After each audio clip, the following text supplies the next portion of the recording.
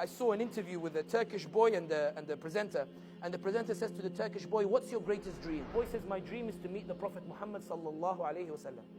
So the presenter's baffled. He looks at him and he says, and what would you say to him? What would you ask him?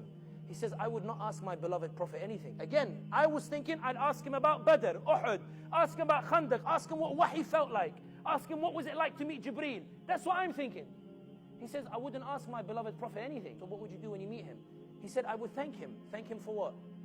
I would thank him that when his society turned on him and he could have given up the message, he chose not to do so and he kept going. When they put thorns in his path because they wanted to deride him, he would feel the pain, but he didn't give up the message, he kept going.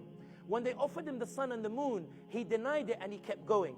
When 13 years of da'wah, they boycotted him. He lost Abu Talib, his protection, he kept going. He lost Khadija, radiallahu anha, she dies, he kept going. And the more they kept pressuring him for no other reason, they said, La ilaha illallah. If he had given it up, he would have been back the golden boy of Quraysh. He refused to give it up. Then he got kicked out of Mecca. He says, Wallahi, you are the dearest land to me, and I would never have left you if your people had not kicked me out. He was heartbroken, but he left. In Badr, he's fighting his family. He's fighting his family members.